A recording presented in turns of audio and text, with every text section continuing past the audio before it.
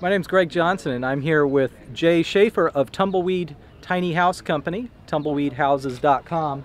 And Jay is traveling from Canada down to Mexico, telling people about these tiny houses that save energy, they save money, and certainly would save time to take care of. And you can learn more at tumbleweedhouses.com.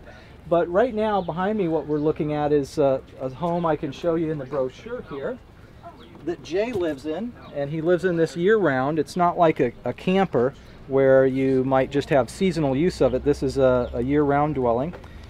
And you can see here, it's called the Ipu, and there's a floor plan here in a brochure of portfolios, a portfolio of homes here that Jay offers people to look at.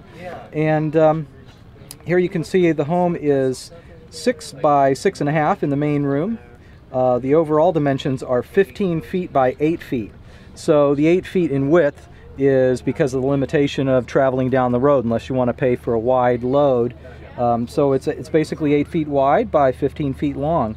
Upstairs in the loft area, there's plenty of sleeping room up there, enough for a queen-size bed, and there's even some room downstairs for a guest or two if you want. So I actually am on the tour as well with Jay, traveling from Canada down to Mexico, just talking to people about life in a small house and simple living.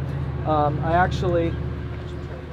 won't say I wrote the book on small houses, but I did write a book on small houses, and it's called Put Your Life on a Diet.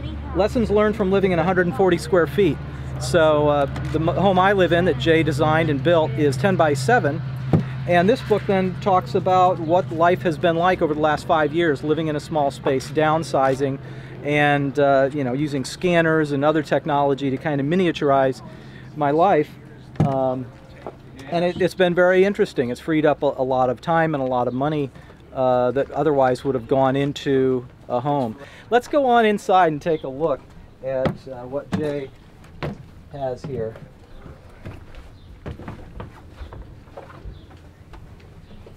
Okay, looks like it's tour time.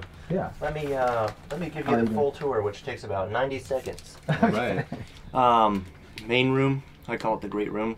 It really is nothing more than the entertaining area, which is over by the stove, or they call it the fireplace. It makes the whole place glow at night when I turn that on. I usually have a couple of puffy chairs on either side of the heater, but I took them out for the trip so they wouldn't dance across the floor on I-5.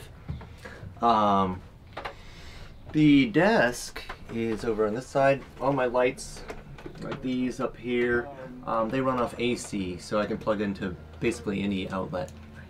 And if I want to plug into solar panels, I can do that too with an inverter. Lots of storage per square foot, lots of shelves, closet space, just a couple of dowels in here.